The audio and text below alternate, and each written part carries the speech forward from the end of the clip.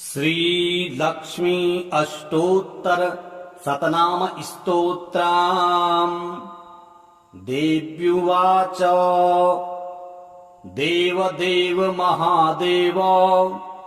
त्रिकालज्ञ महेश्वर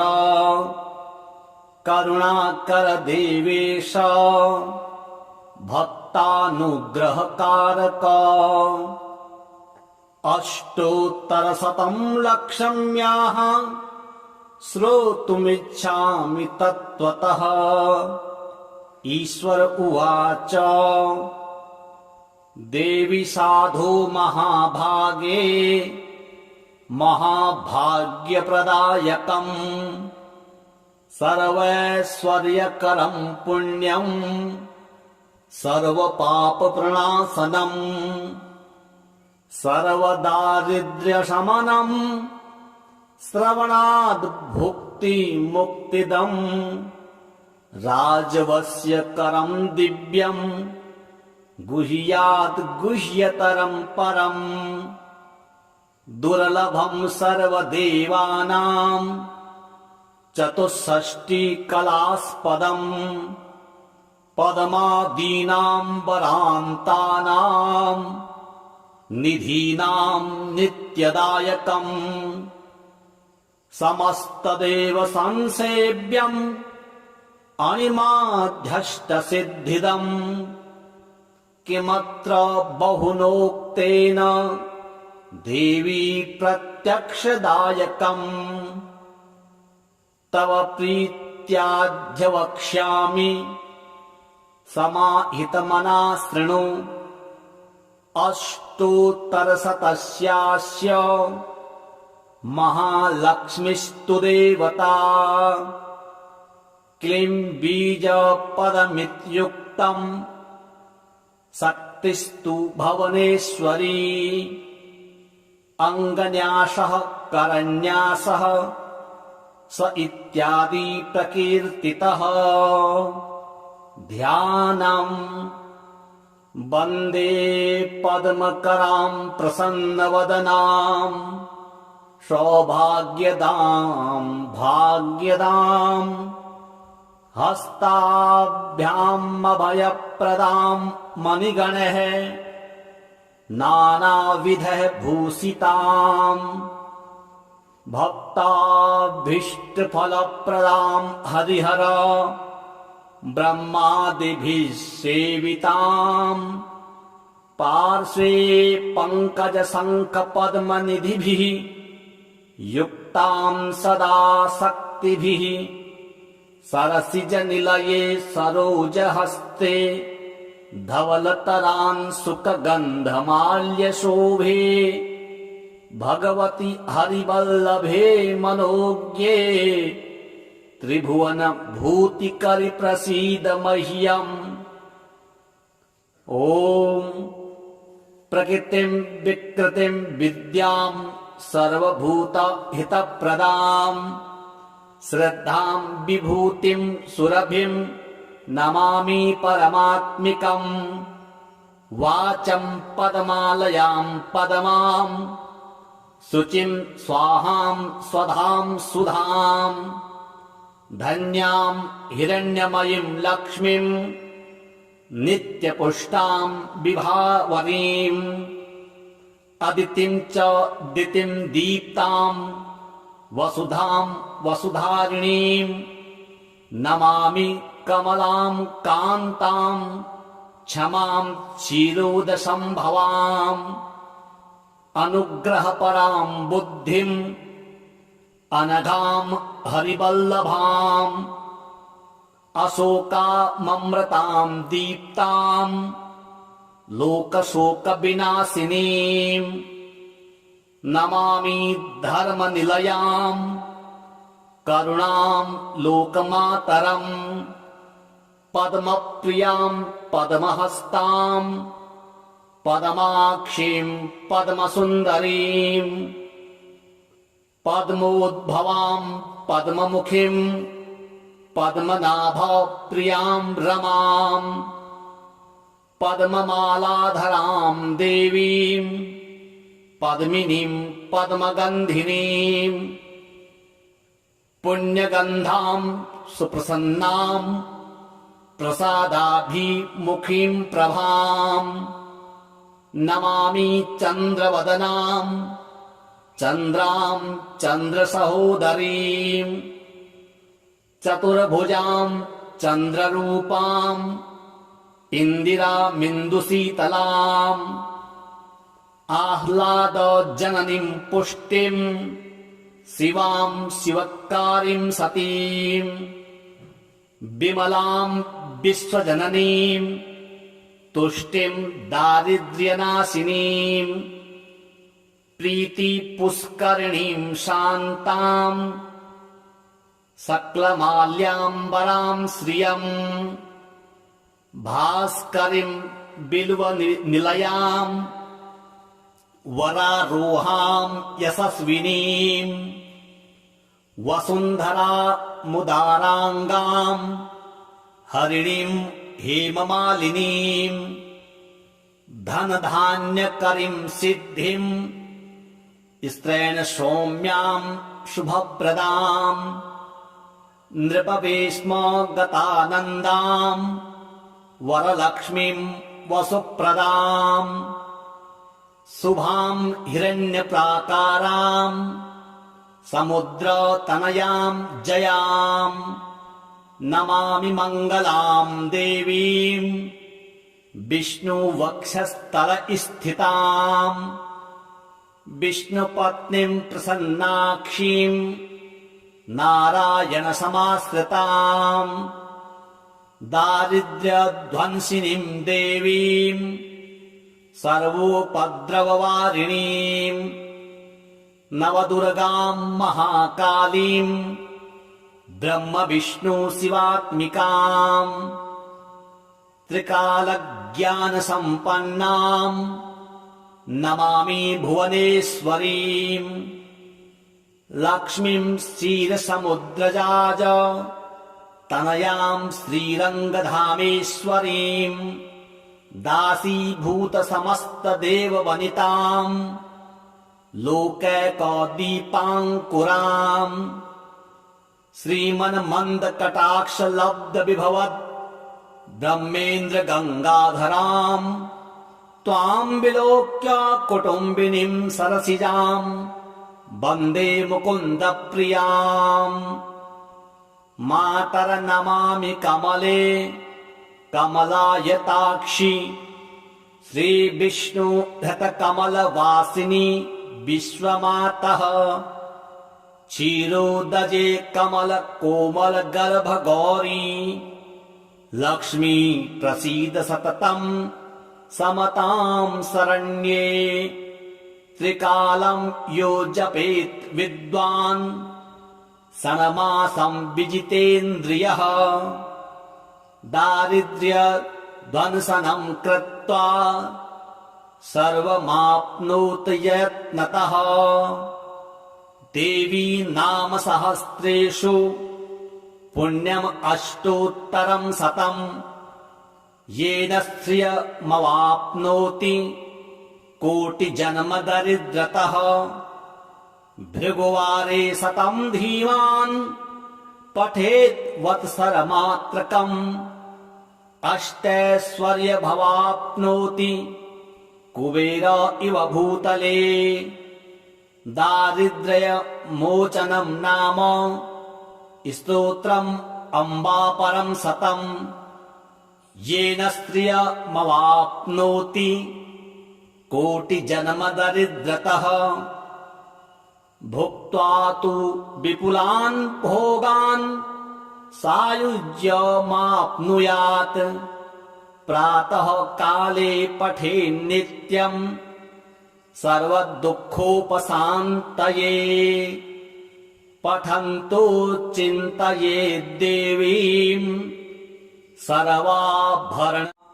देव्युवाच देवदेव महादेव त्रिकालज्ञ महेश्वर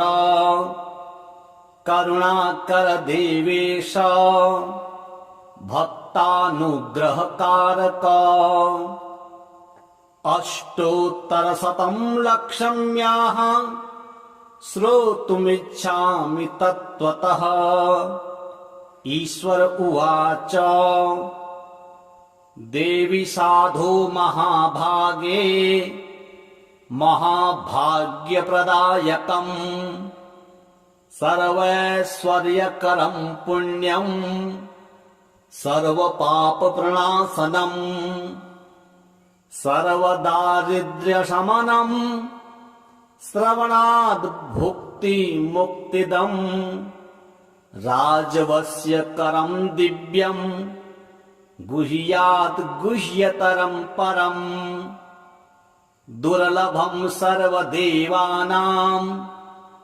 चतुष्षष्टिकलास्पदम्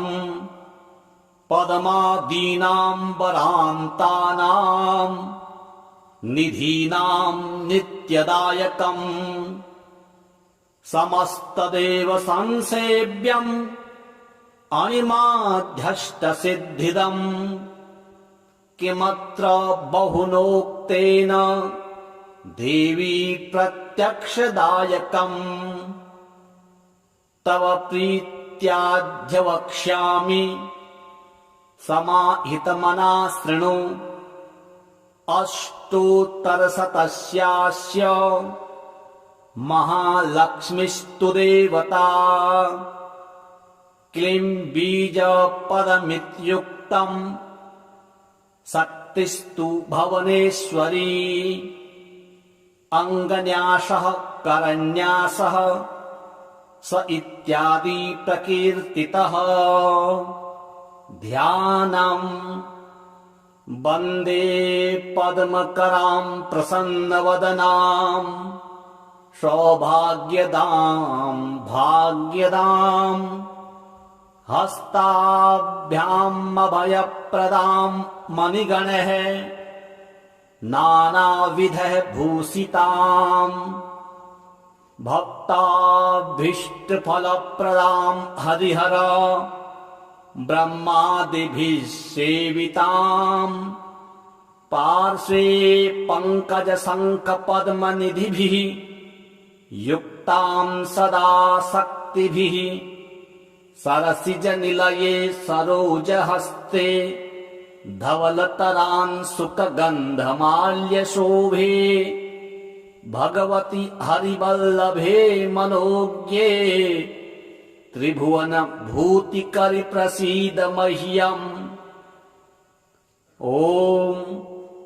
प्रकृतिं विकृतिं विद्यां सर्वभूतहितप्रदां श्रद्धां विभूतिं सुरभिं नमामि परमात्मिकम्। वाचं पद्मालयां पद्मां शुचिं स्वाहां स्वधां सुधां धन्यां हिरण्यमयीं लक्ष्मीं नित्यपुष्टां विभावरीम् अदितिं च दितिं दीप्तां वसुधां वसुधारिणीं नमामि कमलां कान्तां क्षमां क्षीरोदसंभवाम् अनुग्रहपरां बुद्धिं अनघां हरिवल्लभाम् अशोकाममृतां दीप्तां लोकशोकविनाशिनीं नमामि धर्मनिलयां करुणां लोकमातरम् पद्मप्रियां पद्महस्तां पद्माक्षीं पद्मसुन्दरीं पद्मोद्भवां पद्ममुखीं पद्मनाभप्रियां रमां पद्ममालाधरां देवीं पद्मिनीं पद्मगन्धिनीं पुण्यगन्धां सुप्रसन्नां प्रसादाभिमुखीं प्रभां नमामि चन्द्रवदनां चन्द्रां चन्द्रसहोदरीं चतुर्भुजां चन्द्ररूपां इन्दिरामिन्दुशीतलाम् आह्लादजननीं पुष्टिं शिवां शिवकारीं सतीं विमलां विश्वजननीं तुष्टिं दारिद्र्यनाशिनीं प्रीतिपुष्करिणीं शान्तां सकलमाल्याम्बरां श्रियं भास्करीं बिल्वनिलयां वरारोहां यशस्विनीं वसुन्धरा मुदाराङ्गां हरिणीं हेममालिनीं धनधान्यकरीं सिद्धिं स्त्रैण सौम्यां शुभप्रदां नृपवेश्मगतानन्दां वरलक्ष्मीं वसुप्रदां शुभां हिरण्यप्राकारां समुद्रतनयां जयां नमामि मङ्गलां देवीं विष्णुवक्षस्थलस्थितां विष्णुपत्नीं प्रसन्नाक्षीं नारायणसमाश्रितां दारिद्र्यध्वंसिनीं देवीं सर्वोपद्रववारिणीं नवदुर्गां महाकालीं ब्रह्मविष्णुशिवात्मिकां त्रिकालज्ञानसम्पन्नां नमामि भुवनेश्वरीं लक्ष्मीं क्षीरसमुद्रजाज तनयां श्रीरङ्गधामेश्वरीं दासीभूतसमस्तदेववनितां लोकैकदीपाङ्कुरां श्रीमन्मन्दकटाक्षलब्धविभवद् ब्रह्मेन्द्रगङ्गाधरां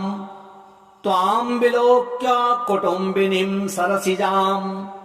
वन्दे मुकुन्दप्रियाम् मातरनमामि कमले कमलायताक्षि श्रीविष्णुधृतकमलवासिनि विश्वमातः क्षीरोदजे कमलकोमलगर्भगौरी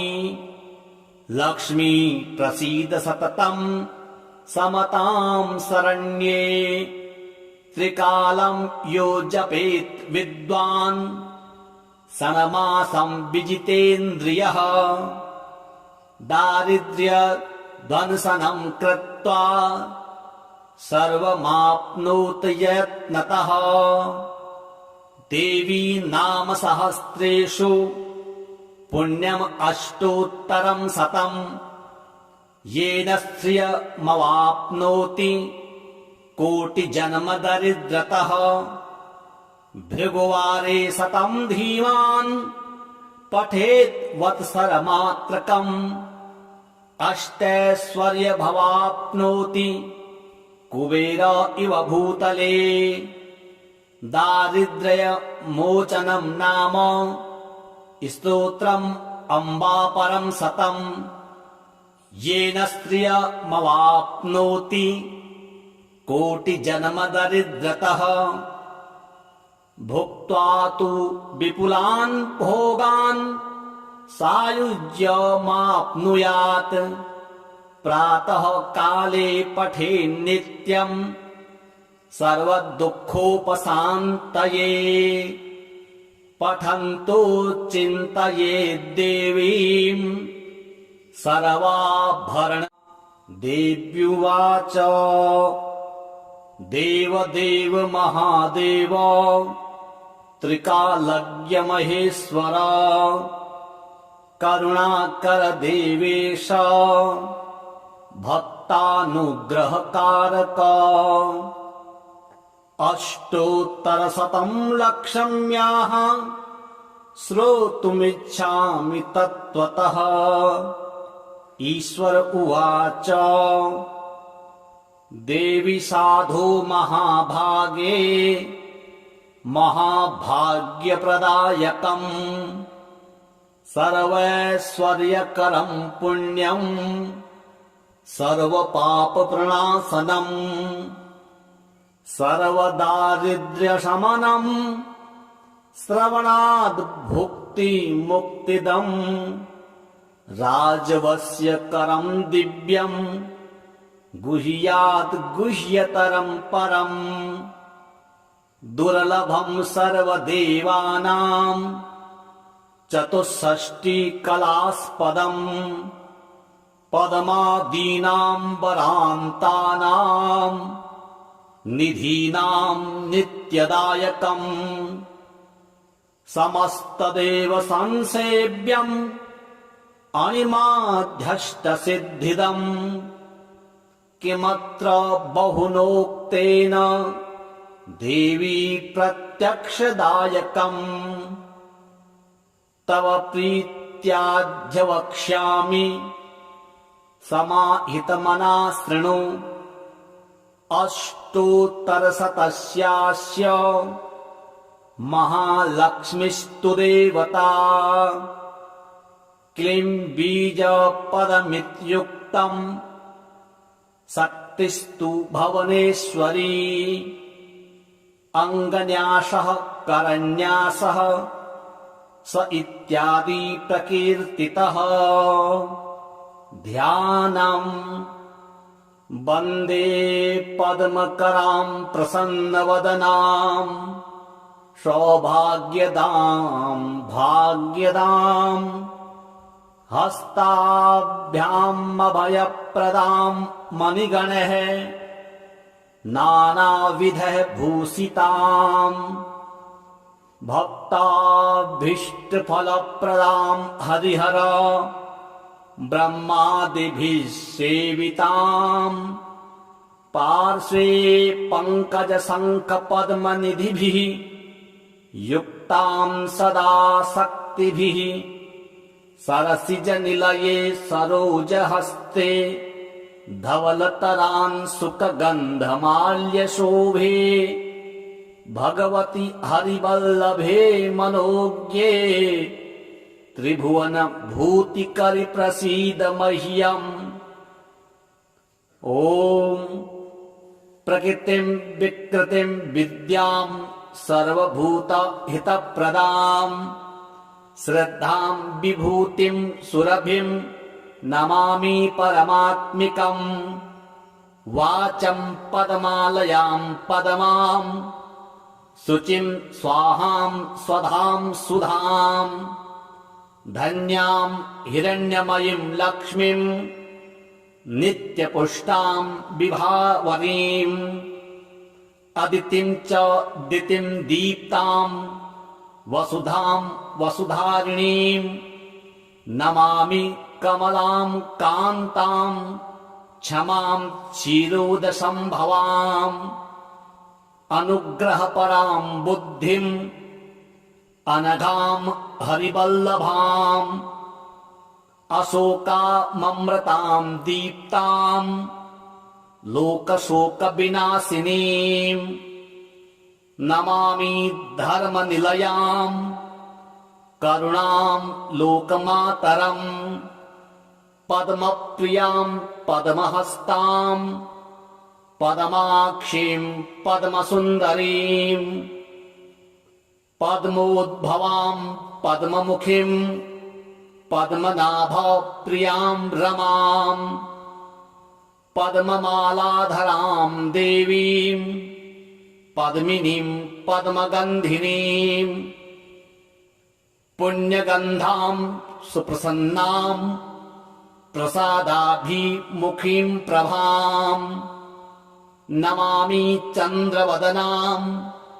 चन्द्रां चन्द्रसहोदरीं चतुर्भुजां चन्द्ररूपां इन्दिरामिन्दुशीतलाम् आह्लादजननीं पुष्टिं शिवां शिवकारीं सतीं विमलां विश्वजननीं तुष्टिं दारिद्र्यनाशिनीं प्रीतिपुष्करिणीं शान्तां सकलमाल्याम्बरां श्रियं भास्करीं बिल्वनिलयां वरारोहां यशस्विनीं वसुन्धरा मुदाराङ्गाम् हरिणीम् हेममालिनीम् धनधान्यकरीम् सिद्धिम् स्त्रैण सौम्याम् शुभप्रदाम् नृपवेश्म गतानन्दाम् वरलक्ष्मीम् वसुप्रदाम् शुभाम् हिरण्यप्राकाराम् समुद्रतनयाम् जयाम् नमामि मङ्गलाम् देवीम् विष्णुवक्षस्थलस्थिताम् विष्णुपत्नीम् प्रसन्नाक्षीम् नारायणसमाश्रिताम् दारिद्र्यध्वंसिनीम् देवीम् सर्वोपद्रववारिणीम् नवदुर्गाम् महाकालीम् ब्रह्मविष्णुशिवात्मिकाम् त्रिकालज्ञानसम्पन्नाम् नमामि भुवनेश्वरीम् लक्ष्मीम् क्षीरसमुद्रजाज तनयाम् श्रीरङ्गधामेश्वरीम् दासीभूतसमस्तदेववनिताम् लोकैकदीपाङ्कुराम् श्रीमन्मन्दकटाक्षलब्धविभवद् ब्रह्मेन्द्रगङ्गाधराम् त्वाम् विलोक्य कुटुम्बिनीम् सरसिजाम् वन्दे मुकुन्दप्रियाम् मातरनमामि कमले कमलायताक्षि श्रीविष्णुधृतकमलवासिनि विश्वमातः क्षीरोदजे कमलकोमलगर्भगौरी लक्ष्मी प्रसीद सततम् समताम् शरण्ये त्रिकालम् यो जपेत् विद्वान् षण्मासम् विजितेन्द्रियः दारिद्र्यध्वंसनम् कृत्वा सर्वमाप्नोत यत्नतः देवी नाम सहस्रेषु पुण्यम् अष्टोत्तरम् शतम् येन श्रियमवाप्नोति कोटिजन्मदरिद्रतः भृगुवारे शतम् धीमान् पठेत् वत्सरमात्रकम् अष्टैश्वर्यमवाप्नोति कुबेर इव भूतले दारिद्र्यमोचनम् नाम स्तोत्रम् अम्बापरम् शतम् येन श्रियमवाप्नोति कोटिजन्मदरिद्रतः भुक्त्वा तु विपुलान् भोगान् सायुज्यमाप्नुयात् प्रातः काले पठेन्नित्यम् सर्वदुःखोपशान्तये पठन्तो चिन्तयेद्देवीम् सर्वाभरण देव्युवाच देवदेव महादेव त्रिकालज्ञ महेश्वर करुणाकर देवेश भक्तानुग्रहकारक अष्टोत्तरशतम् लक्षम्याः श्रोतुमिच्छामि तत्त्वतः ईश्वर उवाच देवी साधो महाभागे महाभाग्यप्रदायकम् सर्वैश्वर्यकरम् पुण्यम् सर्वपापप्रणाशनम् सर्वदारिद्र्यशमनम् श्रवणाद् भुक्तिमुक्तिदम् राजवस्यकरम् दिव्यम् गुह्यात् गुह्यतरम् परम् दुर्लभम् सर्वदेवानाम् चतुष्षष्टिकलास्पदम् पद्मादीनाम्बरान्तानाम् निधीनाम् नित्यदायकम् समस्तदेव संसेव्यम् अणिमाध्यष्टसिद्धिदम् किमत्र बहुनोक्तेन देवी प्रत्यक्षदायकम् तव प्रीत्याद्य वक्ष्यामि समाहितमना शृणु अष्टोत्तरशतस्यास्य महालक्ष्मीस्तु देवता क्लीं बीजपदमित्युक्तम् शक्तिस्तु भुवनेश्वरी अङ्गन्यासः करन्यासः स इत्यादि प्रकीर्तितः ध्यानम् वन्दे पद्मकरां प्रसन्नवदनां सौभाग्यदां भाग्यदां हस्ताभ्याम् अभयप्रदां मणिगणैः नानाविधः भूषितां भक्ताभीष्टफलप्रदां हरिहर ब्रह्मादिभिः सेवितां पार्श्वे पङ्कजशङ्खपद्मनिधिभिः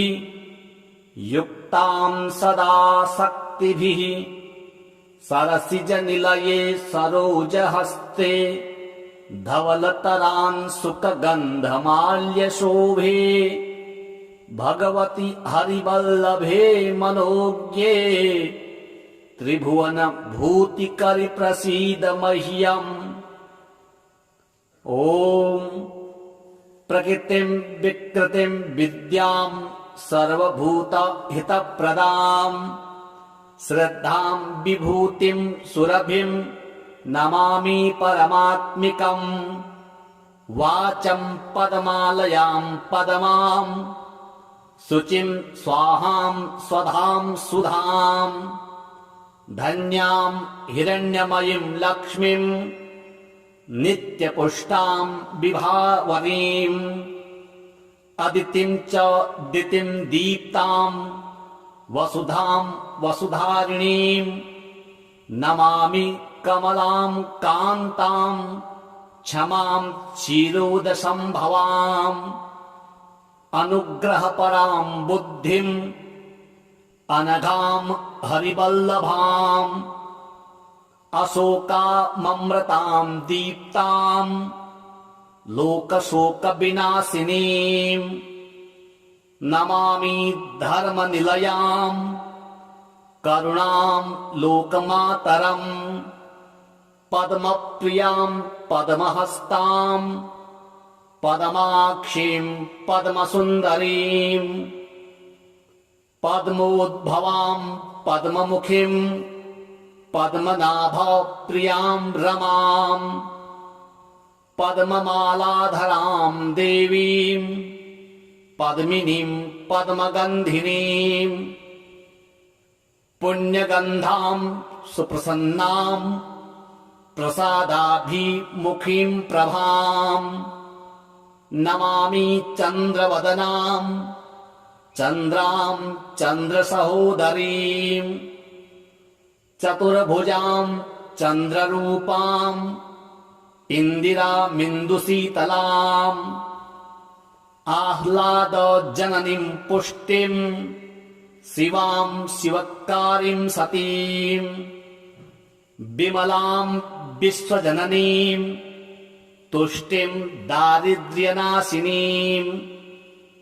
प्रीतिपुष्करिणीं शान्तां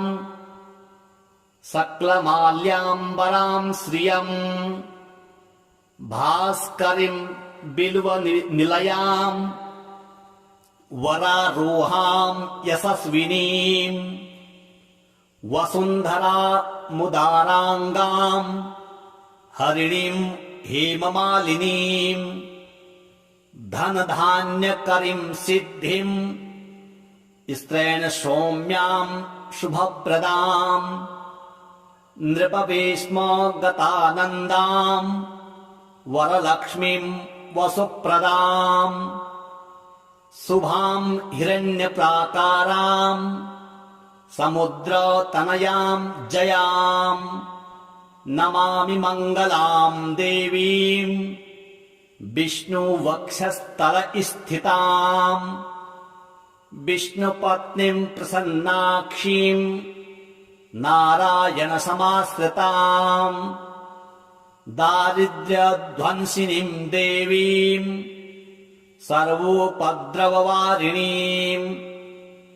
नवदुर्गां महाकालीं ब्रह्मविष्णुशिवात्मिकां त्रिकालज्ञानसम्पन्नां नमामि भुवनेश्वरीं लक्ष्मीं क्षीरसमुद्रजाज तनयां श्रीरङ्गधामेश्वरीं दासीभूतसमस्तदेववनितां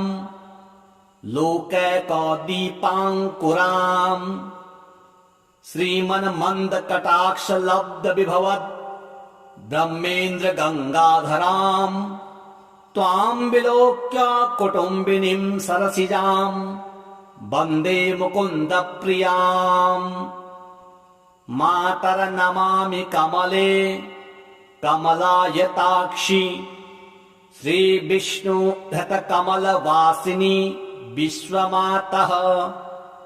क्षीरोदजे कमलकोमलगर्भगौरी लक्ष्मी प्रसीद सततं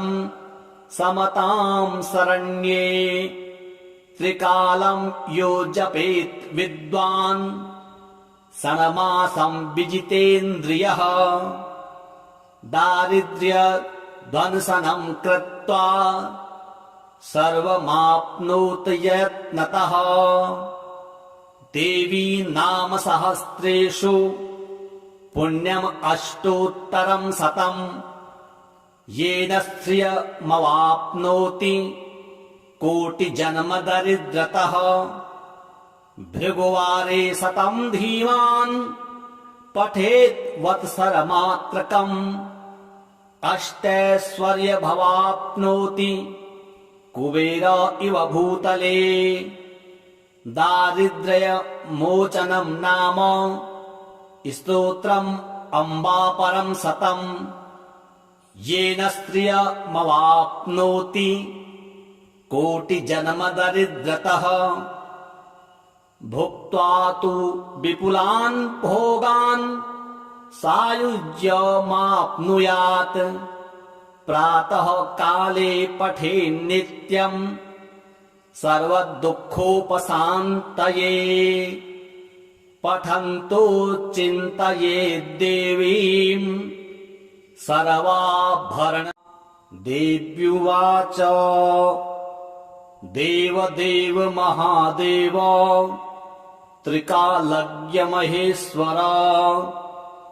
करुणाकर देवेश भक्तानुग्रहकारक अष्टोत्तरशतं लक्ष्म्याः श्रोतुमिच्छामि तत्त्वतः ईश्वर उवाच देवी साधो महाभागे महाभाग्यप्रदायकम् सर्वैश्वर्यकरं पुण्यम्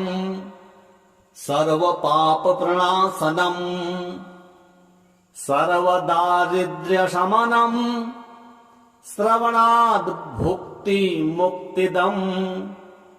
राजवस्यकरं दिव्यम् गुह्यात् गुह्यतरं परम् दुर्लभं सर्वदेवानां चतुष्षष्टिकलास्पदम् पद्मादीनाम्बरान्तानां निधीनां नित्यदायकम् समस्तदेव संसेव्यम् अणिमाध्यष्टसिद्धिदम् किमत्र बहुनोक्तेन देवी प्रत्यक्षदायकम् तव प्रीत्याद्य वक्ष्यामि समाहितमना शृणु अष्टोत्तरशतस्यास्य महालक्ष्मीस्तु देवता क्लीं बीजपदमित्युक्तम् शक्तिस्तु भुवनेश्वरी अङ्गन्यासः करन्यासः स इत्यादि प्रकीर्तितः ध्यानम् वन्दे पद्मकरां प्रसन्नवदनां सौभाग्यदां भाग्यदां हस्ताभ्याम् अभयप्रदां मणिगणैः नानाविधः भूषितां भक्ताभीष्टफलप्रदां हरिहर ब्रह्मादिभिः सेवितां पार्श्वे पङ्कजशङ्खपद्मनिधिभिः युक्तां सदा शक्तिभिः सरसिजनिलये सरोजहस्ते धवलतरांशुकगन्धमाल्यशोभे भगवति हरिवल्लभे मनोज्ञे त्रिभुवन भूतिकरि प्रसीद मह्यम् ॐ प्रकृतिं विकृतिं विद्यां सर्वभूतहितप्रदां श्रद्धां विभूतिं सुरभिं नमामि परमात्मिकम् वाचं पदमालयां पदमां शुचिं स्वाहां स्वधां सुधां धन्यां हिरण्यमयीं लक्ष्मीं नित्यपुष्टां विभावरीं अदितिं च दितिं दीप्तां वसुधां वसुधारिणीं नमामि कमलां कान्तां क्षमां क्षीरोदसंभवाम् अनुग्रहपरां बुद्धिम् अनघां हरिवल्लभाम् अशोकाममृतां दीप्तां लोकशोकविनाशिनीं नमामि धर्मनिलयां करुणां लोकमातरम् पद्मप्रियां पद्महस्तां पद्माक्षीं पद्मसुन्दरीं पद्मोद्भवां पद्ममुखीं पद्मनाभप्रियां रमां पद्ममालाधरां देवीं पद्मिनीं पद्मगन्धिनीं पुण्यगन्धां सुप्रसन्नां प्रसादाभिमुखीं प्रभां नमामि चन्द्रवदनां चन्द्रां चन्द्रसहोदरीं चतुर्भुजां चन्द्ररूपां इन्दिरामिन्दुशीतलाम् आह्लादजननीं पुष्टिं शिवां शिवकारीं सतीं विमलां विश्वजननीं तुष्टिं दारिद्र्यनाशिनीं प्रीतिपुष्करिणीं शान्तां सकलमाल्याम्बरां श्रियं भास्करीं बिल्वनिलयां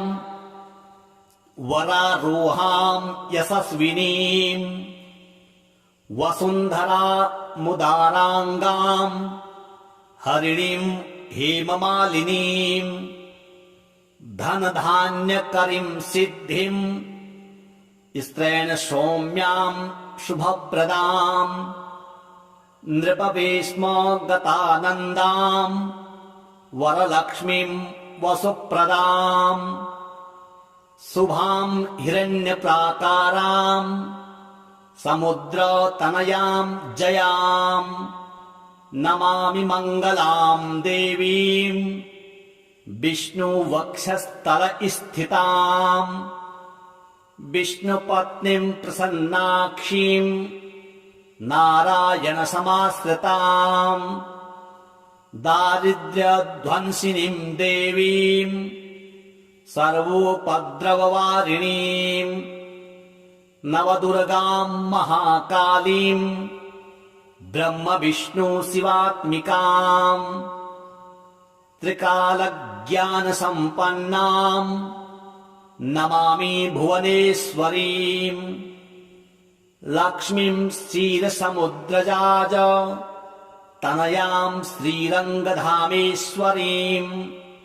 दासीभूतसमस्तदेववनितां लोकैकदीपाङ्कुराम् श्रीमन्मन्दकटाक्षलब्धविभवद् ब्रह्मेन्द्र गङ्गाधराम् त्वां विलोक्य कुटुम्बिनीं सरसिजां वन्दे मुकुन्दप्रियाम् मातर्नमामि कमले कमलायताक्षि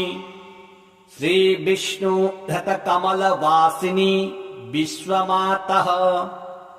क्षीरोदजे कमलकोमलगर्भगौरी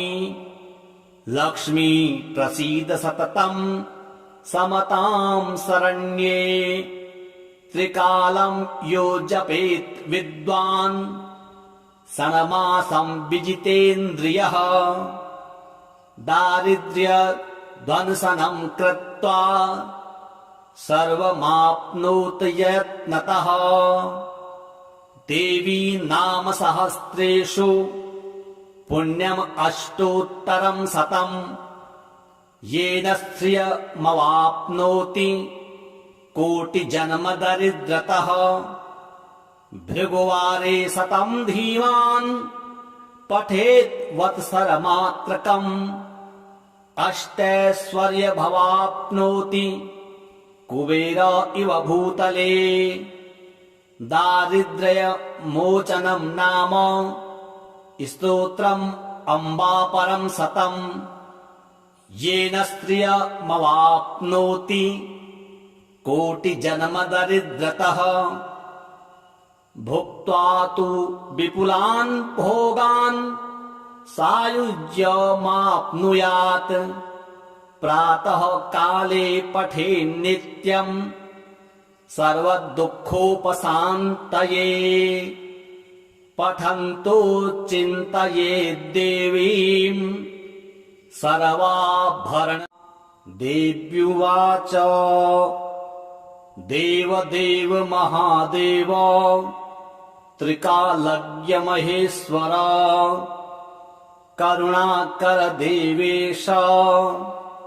भक्तानुग्रहकारक अष्टोत्तरशतं लक्ष्म्याः श्रोतुमिच्छामि तत्त्वतः ईश्वर उवाच देवी साधो महाभागे महाभाग्यप्रदायकम् सर्वैश्वर्यकरं पुण्यं सर्वपापप्रणाशनम् सर्वदारिद्र्यशमनम् श्रवणाद् भुक्तिमुक्तिदम्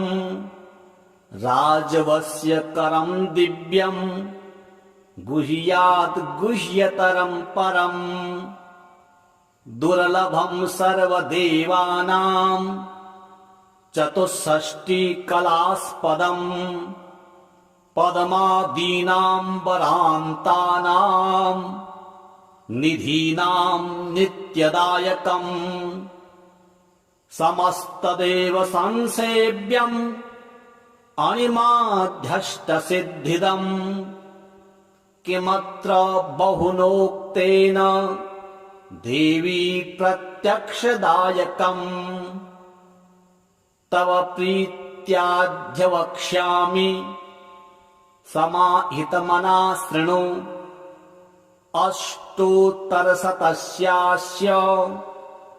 महालक्ष्मीस्तु देवता क्लीं बीजपदमित्युक्तम् शक्तिस्तु भुवनेश्वरी अङ्गन्यासः करन्यासः स इत्यादि प्रकीर्तितः ध्यानम् वन्दे पद्मकरां प्रसन्नवदनां सौभाग्यदां भाग्यदां हस्ताभ्याम् अभयप्रदां मणिगणैः नानाविधः भूषितां भक्ताभीष्टफलप्रदां हरिहर ब्रह्मादिभिः सेवितां पार्श्वे पङ्कजशङ्खपद्मनिधिभिः युक्तां सदा शक्तिभिः सरसिजनिलये सरोजहस्ते धवलतरांशुकगन्धमाल्यशोभे भगवति हरिवल्लभे मनोज्ञे त्रिभुवनभूतिकरि प्रसीद मह्यम्। ॐ प्रकृतिं विकृतिं विद्यां सर्वभूतहितप्रदां श्रद्धां विभूतिं सुरभिं नमामि परमात्मिकम्। वाचं पदमालयां पदमां शुचिं स्वाहां स्वधां सुधां धन्यां हिरण्यमयीं लक्ष्मीं नित्यपुष्टां विभावरीम् अदितिं च दितिं दीप्तां वसुधां वसुधारिणीं नमामि कमलां कान्तां क्षमां क्षीरोदसंभवाम् अनुग्रहपरां बुद्धिम् अनघां हरिवल्लभाम् अशोकाममृतां दीप्तां लोकशोकविनाशिनीं नमामि धर्मनिलयां करुणां लोकमातरम् पद्मप्रियां पद्महस्तां पद्माक्षीं पद्मसुन्दरीं पद्मोद्भवां पद्ममुखीं पद्मनाभप्रियां रमां पद्ममालाधरां देवीं पद्मिनीं पद्मगन्धिनीं पुण्यगन्धां सुप्रसन्नां प्रसादाभिमुखीं प्रभां नमामि चन्द्रवदनां चन्द्रां चन्द्रसहोदरीं चतुर्भुजां चन्द्ररूपां इन्दिरामिन्दुशीतलाम् आह्लादजननीं पुष्टिं शिवां शिवकारीं सतीं विमलां विश्वजननीं तुष्टिं दारिद्र्यनाशिनीं प्रीतिपुष्करिणीं शान्तां सकलमाल्याम्बरां श्रियम् भास्करीं बिल्वनिलयां वरारोहां यशस्विनीं वसुन्धरामुदाराङ्गां हरिणीं हेममालिनीं धनधान्यकरीं सिद्धिं स्त्रैण सौम्यां शुभप्रदां नृपवेश्मगतानन्दां वरलक्ष्मीं वसुप्रदां शुभां हिरण्यप्राकारां समुद्रतनयां जयां नमामि मङ्गलां देवीं विष्णुवक्षस्थलस्थितां विष्णुपत्नीं प्रसन्नाक्षीं नारायणसमाश्रितां दारिद्र्यध्वंसिनीं देवीं सर्वोपद्रववारिणीं नवदुर्गां महाकालीं ब्रह्मविष्णुशिवात्मिकां त्रिकालज्ञानसम्पन्नां नमामि भुवनेश्वरीं लक्ष्मीं क्षीरसमुद्रजाज तनयां श्रीरङ्गधामेश्वरीं दासीभूतसमस्तदेववनितां लोकैकदीपाङ्कुराम् श्रीमन्मन्दकटाक्षलब्धविभवद् ब्रह्मेन्द्र गङ्गाधराम् त्वाम् विलोक्य कुटुम्बिनीम् सरसिजाम् वन्दे मुकुन्द प्रियाम्। मातर नमामि कमले कमलायताक्षि श्रीविष्णु धृतकमलवासिनि विश्वमातः क्षीरोदजे कमल कोमल गर्भ गौरी लक्ष्मी प्रसीद सततम् समतां शरण्ये। त्रिकालं यो जपेत् विद्वान् षण्मासं विजितेन्द्रियः दारिद्र्यध्वंसनं कृत्वा सर्वमाप्नोति यत्नतः। देवी नाम सहस्रेषु पुण्यम् अष्टोत्तरं शतम् येन श्रियमवाप्नोति कोटिजन्म दरिद्रतः। भृगुवारे शतं धीमान् पठेत् वत्सरमात्रकम् अष्टैश्वर्यमवाप्नोति कुबेर इव भूतले। दारिद्र्यमोचनं नाम स्तोत्रम् अम्बापरं शतम् येन श्रियमवाप्नोति कोटिजन्म दरिद्रतः। भुक्त्वा तु विपुलान् भोगान् सायुज्यमाप्नुयात्। प्रातः काले पठेन्नित्यम् सर्वदुःखोपशान्तये। पठन्तो चिन्तयेद्देवीम् सर्वाभरण